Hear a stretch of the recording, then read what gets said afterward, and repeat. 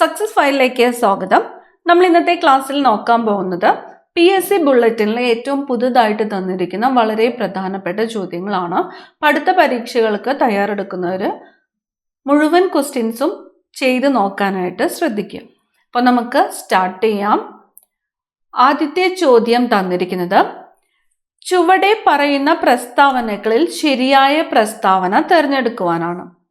കേരളത്തിന്റെ ഔദ്യോഗിക ശലഭമാണ് ബുദ്ധമയൂരി. കേരളത്തിൽ കാണപ്പെടുന്നവയിൽ ഏറ്റവും വലിയ ശലഭമാണ് ഗരുഡ ശലഭം.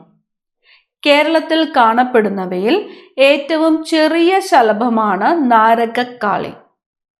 രത്നനീലി, നാട്ടുകോമാളി, തീച്ചിറകൻ, നിലക്കടുവ എന്നിവ കേരളത്തിൽ കാണപ്പെടുന്ന ചില പൂമ്പാറ്റകളാണ്. ഈ പ്രസ്താവനകളിൽ ശരിയായിട്ടുള്ള പ്രസ്താവന ഏത് എന്ന് തിരഞ്ഞെടുക്കുവാനാണ് പറഞ്ഞിരിക്കുന്നത്. ഉത്തരം വരുന്നത് ഓപ്ഷൻ സി ആണ്. 1, 2, 4 എന്നിവ ശരിയാണ്. 1, 2, 4 എന്നിവ ശരിയാണ്. കേരളത്തിന്റെ ഔദ്യോഗിക ശലഭമാണ് ബുദ്ധമയൂരി എന്ന് പറഞ്ഞിരിക്കുന്നു, ശരിയാണ്. കേരളത്തിൽ കാണപ്പെടുന്നവയിൽ ഏറ്റവും വലിയ ശലഭമാണ് ഗരുഡ ശലഭം എന്ന് പറഞ്ഞിരിക്കുന്നു, ശരിയാണ്. രത്നനീലി, നാട്ടുകോമാളി, തീച്ചിറകൻ, നിലക്കടുവ എന്നിവ കേരളത്തിൽ കാണപ്പെടുന്ന ചില പൂമ്പാറ്റകളാണ് എന്ന് പറഞ്ഞിരിക്കുന്നു, ശരിയാണ്.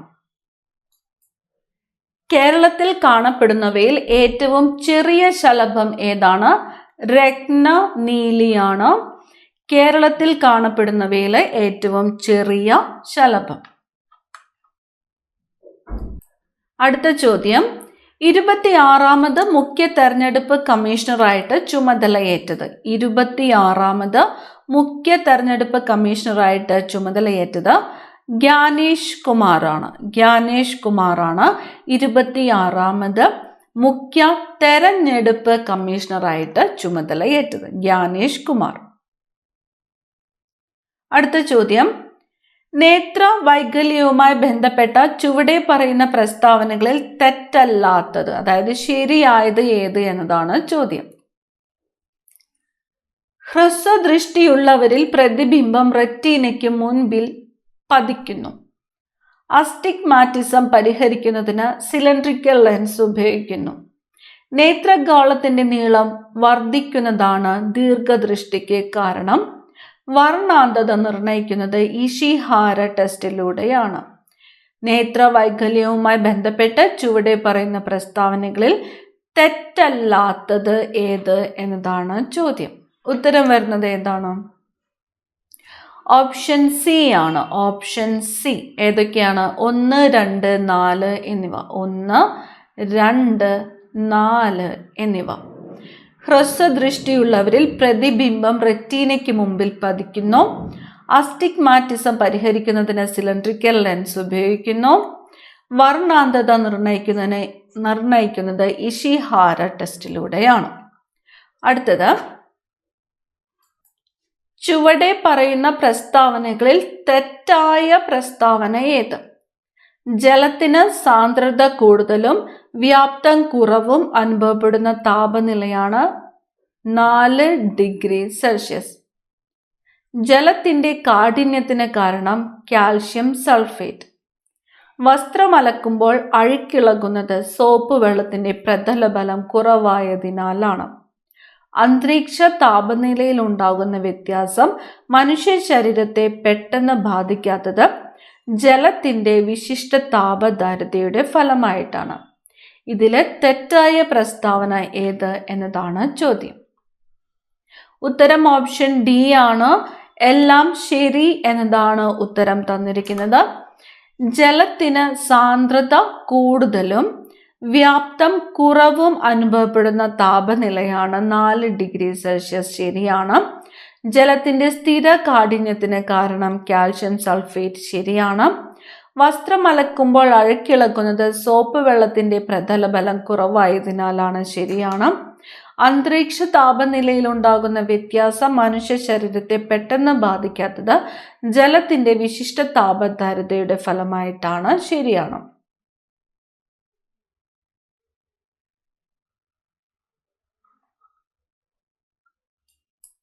അടുത്ത ചോദ്യം, ഗ്രാമീണ വികസനവും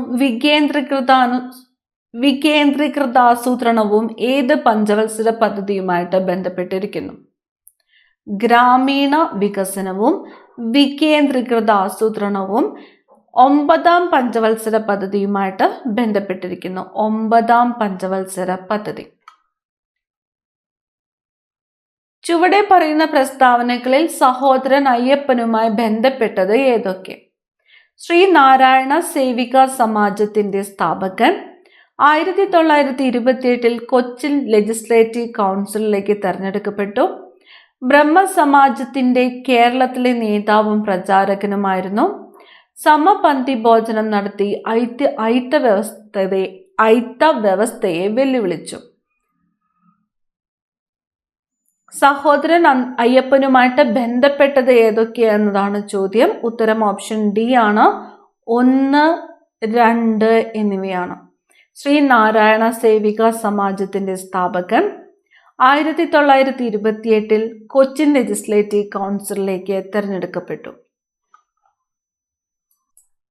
അടുത്ത ചോദ്യം, രാഷ്ട്ര പുരോഗതിയിൽ വിദ്യാഭ്യാസത്തിനുള്ള പ്രാധാന്യം തിരിച്ചറിഞ്ഞ ദേശീയ നേതാക്കൾ സ്വാതന്ത്ര്യാനന്തരം തദ്ദേശീയമായ വിദ്യാഭ്യാസ നയം വളർത്തിയെടുക്കുന്നതിന് ശ്രമിച്ചു. ചുവടെ പറയുന്ന പ്രസ്താവനകളിൽ തെറ്റല്ലാത്തത് ഏതൊക്കെ? പ്രൈമറി തലത്തിൽ വിദ്യാഭ്യാസം സാർവത്രികമാക്കാനും സ്കൂളുകളിലെ ഭൗതിക സൗകര്യങ്ങൾ മെച്ചപ്പെടുത്തുവാനും ഓപ്പറേഷൻ ബ്ലാക്ക് ബോർഡ് പദ്ധതി നടപ്പിലാക്കാൻ ഡോക്ടർ രാധാകൃഷ്ണ സ്വാമി മുതലിയാർ കമ്മീഷൻ നിർദ്ദേശിച്ചു. തൊഴിലധിഷ്ഠിത വിദ്യാഭ്യാസ സ്ഥാപനങ്ങൾ തുടങ്ങുന്നതിനും യൂണിവേഴ്സിറ്റി ഗ്രാന്റ് കമ്മീഷൻ രൂപീകരിക്കുന്നതിനും ശുപാർശ ചെയ്തത് ഡോക്ടർ എസ് രാധാകൃഷ്ണൻ കമ്മീഷൻ. 1986 ദേശീയ വിദ്യാഭ്യാസ നയം രൂപീകരിച്ചു. ഓരോ ജില്ലയിലും നവോത്ഥാന വിദ്യാലയങ്ങൾ സ്ഥാപിക്കുക, പെൺകുട്ടികളുടെ വിദ്യാഭ്യാസത്തിന് പ്രോത്സാഹനം നൽകുക തുടങ്ങിയവ 1986 ദേശീയ വിദ്യാഭ്യാസ നയത്തിന്റെ നിർദ്ദേശങ്ങളാണ്. ചോദ്യം എന്താണ്? രാഷ്ട്ര പുരോഗതിയിലെ വിദ്യാഭ്യാസത്തിനുള്ള പ്രാധാന്യം തിരിച്ചറിഞ്ഞ ദേശീയ നേതാക്കൾ സ്വാതന്ത്ര്യാനന്തരം തദ്ദേശീയമായ വിദ്യാഭ്യാസ നയം വളർത്തിയെടുക്കുന്നതിന് ശ്രമിച്ചു. ചുവടെ പറയുന്ന പ്രസ്താവനകളിൽ തെറ്റല്ലാത്തത്, അതായത് ശരിയായത് ഏതൊക്കെ എന്നതാണ് ചോദ്യം. ഉത്തരം ഓപ്ഷൻ എ ആണ്. 2, 3, 4 മാത്രം. ഓപ്ഷൻ എ 2, 3, 4 മാത്രം. 2, 3, 4.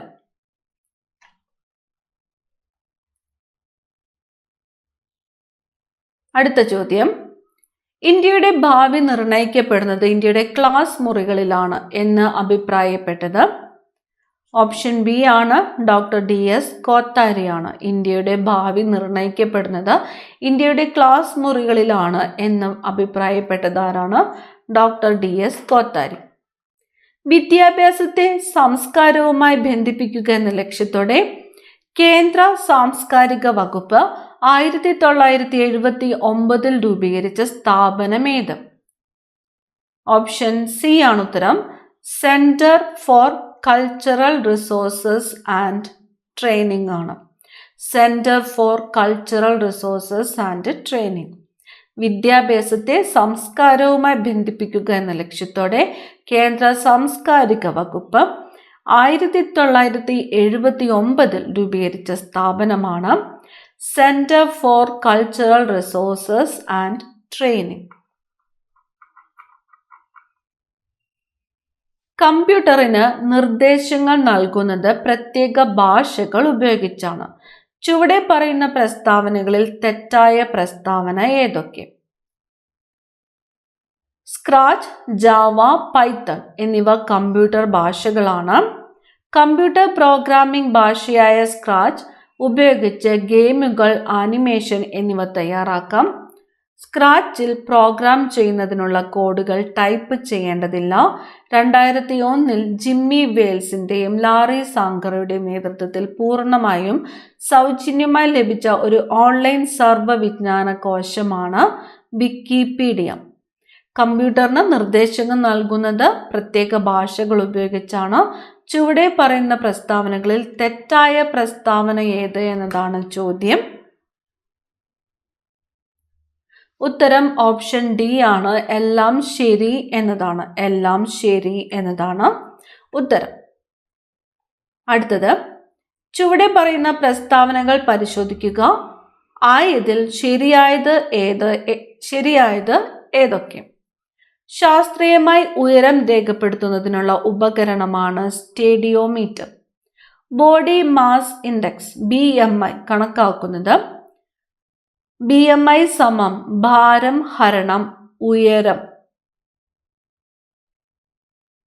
അറിയപ്പെടുന്ന ആദ്യത്തെ പ്രഥമ ശുശ്രൂഷ കിറ്റ്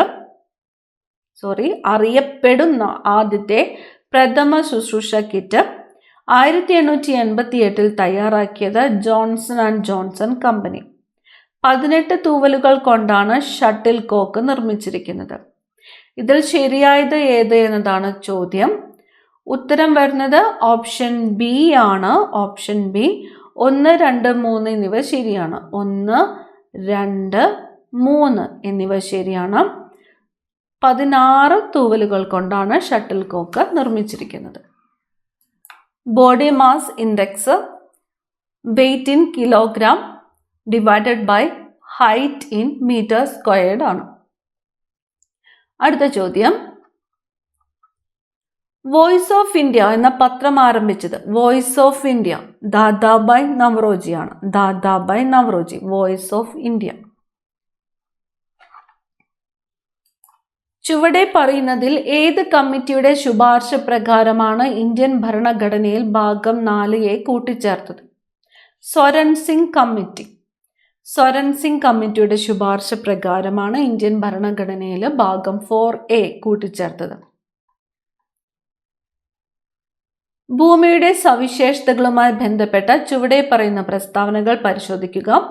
ആയതിൽ ശരിയായവ തിരഞ്ഞെടുക്കുക. ഉഷ്ണമേഖലകളിൽ താപനിലയും ബാഷ്പീകരണ തോതും കൂടുതലായിരിക്കും. ഭൗമോപരിതലത്തിൽ ഉയരം കൂടുന്തോറും ജലബാഷ്പത്തിന്റെ അളവ് കുറഞ്ഞു വരുന്നു.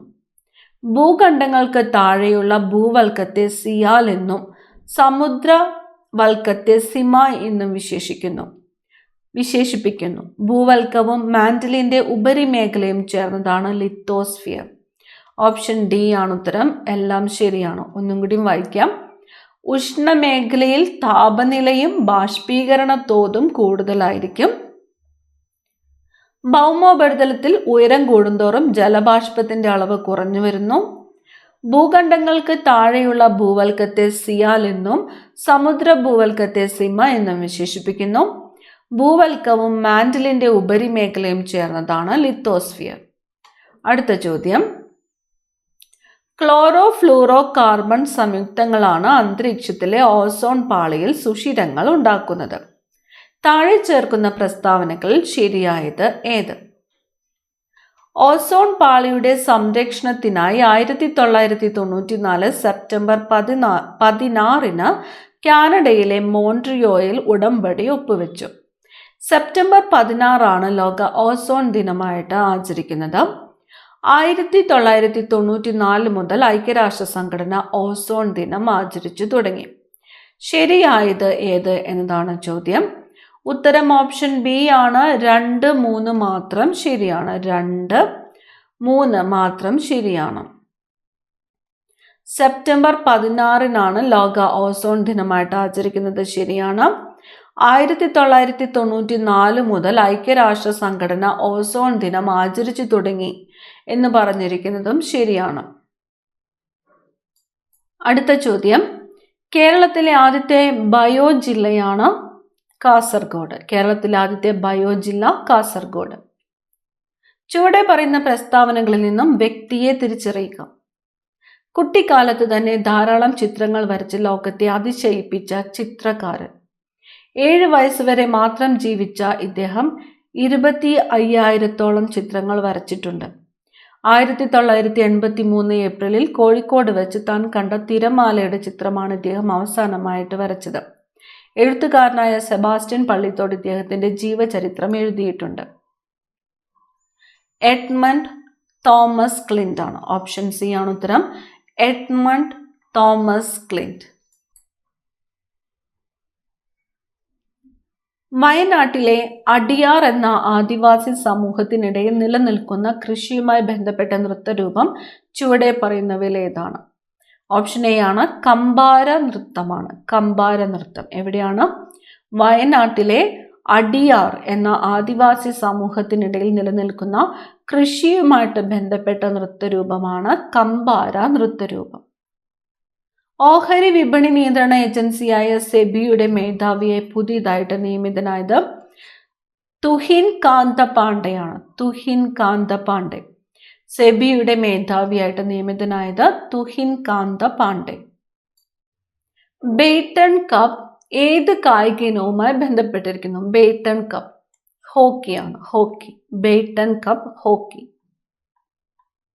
നാസയുടെ നേതൃത്വത്തിൽ അന്താരാഷ്ട്ര ബഹിരാകാശ നിലയത്തിൽ ആന്റിബയോട്ടിക് പ്രതിരോധ ശേഷിയുള്ള ബാക്ടീരിയകളെ പറ്റി പുതുതായി പഠിക്കാൻ നടത്തുന്ന പരീക്ഷണമാണ് ഗിയേഴ്സ്. GEARS. നാസയുടെ നേതൃത്വത്തിൽ അന്താരാഷ്ട്ര ബഹിരാകാശ നിലയത്തിൽ ആന്റിബയോട്ടിക് പ്രതിരോധ ശേഷിയുള്ള ബാക്ടീരിയകളെ പറ്റി പുതുതായി പഠിക്കാൻ നടത്തുന്ന പരീക്ഷണമാണ് ഗിയേഴ്സ്. ഇന്ത്യൻ ഭരണഘടനയുമായി ബന്ധപ്പെട്ട് ചുവടെ പറയുന്ന പ്രസ്താവനകളിൽ ശരിയായവ ഏതൊക്കെ? TT Krishnamachari, doctor S Radhakrishnan എന്നിവർ ഭരണഘടനാ നിർമ്മാണ സഭയിലെ അംഗങ്ങളായിരുന്നു. ഇന്ത്യൻ ഭരണഘടനയിൽ സ്വാതന്ത്ര്യം, സമത്വം, സാഹോദര്യം എന്നീ തത്വങ്ങൾ കടം കൊണ്ടിരിക്കുന്നത് ഫ്രാൻസിൽ നിന്നാണ്. സംവരണം പോലുള്ള നയങ്ങളെ സമത്വാവകാശത്തിന്റെ ലംഘനമായി കാണാൻ കഴിയില്ലെന്ന് വ്യക്തമാക്കുന്ന ഭരണഘടനാ ആർട്ടിക്കിളാണ് ആർട്ടിക്കിൾ 16(4). ഒരു സമൂഹം എന്ന നിലയിൽ നാം സ്വീകരിക്കേണ്ട ഉദ്ദേശ ലക്ഷ്യങ്ങൾ, മൗലിക അവകാശത്തിനു പുറമെ വ്യക്തികൾ അനുഭവിക്കേണ്ടതായ ചില അവകാശങ്ങൾ, ഗവൺമെന്റ് സ്വീകരിക്കേണ്ടതായ ചില നയങ്ങൾ എന്നിവ നിർദ്ദേശക തത്വങ്ങളിൽ ഉൾപ്പെട്ടിട്ടുള്ളതാണ്. ഇന്ത്യൻ ഭരണഘടനയുമായിട്ട് ബന്ധപ്പെട്ട പ്രസ്താവനകളിൽ ശരിയായവ ഏതൊക്കെ എന്നതാണ് ചോദ്യം. ഉത്തരം ഓപ്ഷൻ ഡി ആണ്, എല്ലാം ശരിയാണ്. അടുത്ത ചോദ്യം, ഇന്ത്യയിലെ കാർഷിക വിളകളിൽ ചിലത് ചുവടെ ചേർക്കുന്നു, ഒറ്റയാനെ കണ്ടെത്തുക. തന്നിരിക്കുന്നത് നെല്ല്, ബാർലി, പയറുവർഗ്ഗങ്ങൾ, കുരുമുളക് എന്നതാണ്. ഒറ്റയാൻ ഏതാണ്? കുരുമുളകാണ്. അടുത്തത്, ചുവടെ പറയുന്ന പ്രസ്താവനകളിൽ അശോക് മേത്ത കമ്മിറ്റിയുടെ ശുപാർശകളിൽ ഉൾപ്പെടാത്തത്. അശോക് മേത്ത കമ്മിറ്റിയുടെ ശുപാർശകളിൽ ഉൾപ്പെടാത്തത്. ഗ്രാമപഞ്ചായത്തുകളിൽ പ്രത്യക്ഷ തെരഞ്ഞെടുപ്പ്, പഞ്ചായത്ത് സമിതികളിലേക്കും ജില്ലാ പരിഷത്തിലേക്കും പരോക്ഷ തെരഞ്ഞെടുപ്പ്. ജില്ലാ പരിഷത്തിന്റെ ചെയർമാൻ ജില്ലാ കളക്ടർ ആയിരിക്കും. ത്രിതല പഞ്ചായത്തിന് പകരം ദ്വിതല പഞ്ചായത്ത് സംവിധാനം. സ്വന്തം സാമ്പത്തിക സ്രോതസ്സുകൾ കണ്ടെത്താൻ പഞ്ചായത്ത് രാജ് സ്ഥാപനങ്ങൾക്ക് നികുതി പിരിവിനായി നിർബന്ധിത അധികാരങ്ങൾ നൽകണം. അശോക് മേത്ത കമ്മിറ്റിയുടെ ശുപാർശകളിൽ ഉൾപ്പെടാത്തത് ഏത് എന്നതാണ് ചോദ്യം. ഉത്തരം വരുന്നത് ഓപ്ഷൻ എ ആണ്, 1, 2 മാത്രം. അശോക് മേത്ത കമ്മിറ്റിയുടെ ശുപാർശകളിൽ ഉൾപ്പെടാത്തത്. അടുത്ത ചോദ്യം, ചുവടെ പറയുന്ന പ്രസ്താവനകളിൽ നിന്ന് വ്യക്തിയെ കണ്ടെത്തുക. 1984 സമാധാനത്തിനുള്ള നോബൽ സമ്മാനം നേടി. ദക്ഷിണാഫ്രിക്കയിൽ നിന്നുള്ള രണ്ടാമത് നോബൽ സമ്മാന ജേതാവ്. 1980കളിൽ വർണ്ണ വിവേചനത്തിനെതിരെയുള്ള പോരാട്ടത്തിലൂടെ ലോക ശ്രദ്ധ പിടിച്ചുപറ്റി. ഉത്തരം ഓപ്ഷൻ എ ആണ്, ഡെസ്മണ്ട് ടുട്ടു. ഡെസ്മണ്ട് ടുട്ടു.